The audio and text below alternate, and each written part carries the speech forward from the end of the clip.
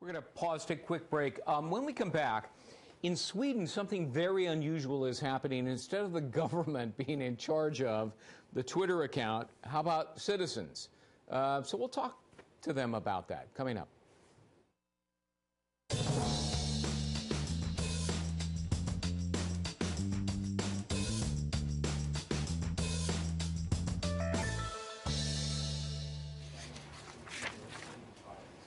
Welcome back. I'm Greg Jarrett. In Sweden, something unusual is happening. Normally, a country that has a Twitter account has that account run by an official of the government. Not so in Sweden. The people there are actually in charge. Maria Ziv, Marketing Director at VisitSweden, joins us right now. And Maria, thanks very much. Talk to us about how this thing is run. Well, what we wanted to do is we wanted to hand over the tweeting from our official Sweden account, from our Twitter account, to our citizens. And the idea is that we actually let a Swede take over the account every week. It's a new Swede every week that takes over the account. And by doing this, we want to give the followers of the account a different view of Sweden than we can provide as a government organization. So how's it working? Well, it's working quite well. The project just started. We've been doing this for about 4 weeks now. We've just had our 5th curator start, and we received a lot of media attention and a lot of positive comments and thoughts about this in the social media society. How do you pick the people who participate? Yeah, as we say, this process, it's just started, but what we did when we launched the project is we selected people that were already active on Twitter. Everybody that's tweeting that's picked as a curator is Swedish, but we've tried to find people that have diverse interests. They're from different areas of Sweden. They have different political views. They have different careers, social backgrounds, etc., to give the followers an idea of the multifaceted Sweden. So, yeah. What do you hope to gain by this?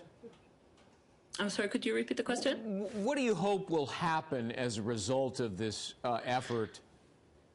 Yeah, what we're trying to do, I mean, Visit Sweden and this project, we work to promote Sweden internationally and to raise interest and awareness about our country.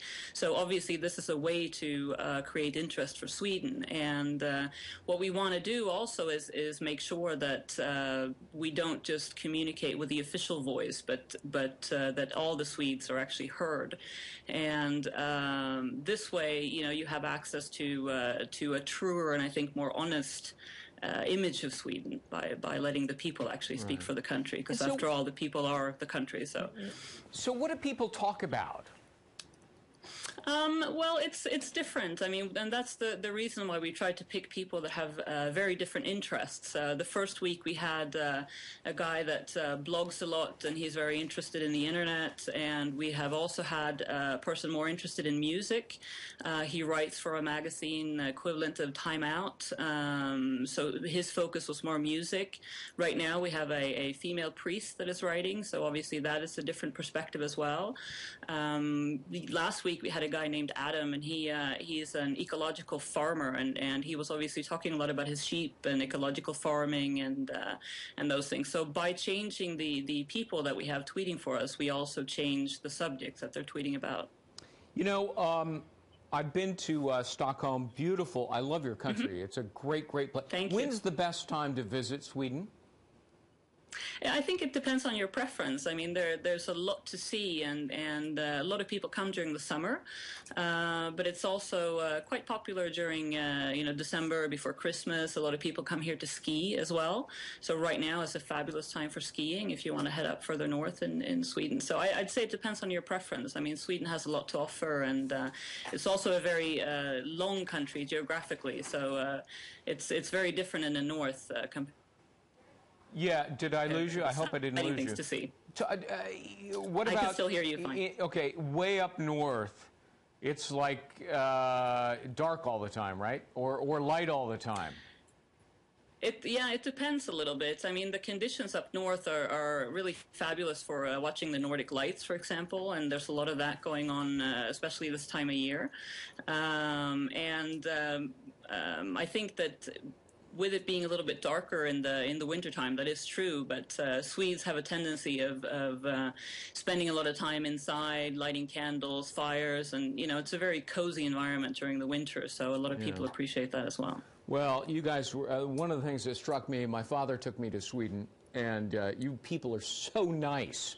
You were so friendly and so helpful and so nice and so warm and welcoming that it's a place that I highly recommend. I just think it's a great place to go. I'd like to go back. Thank you so much, Maria, for being with us. Maria Ziv. Thank you very much. And you can check out Sweden at VisitSweden at Maria Ziv. Thanks very much, Maria. Here's some chat.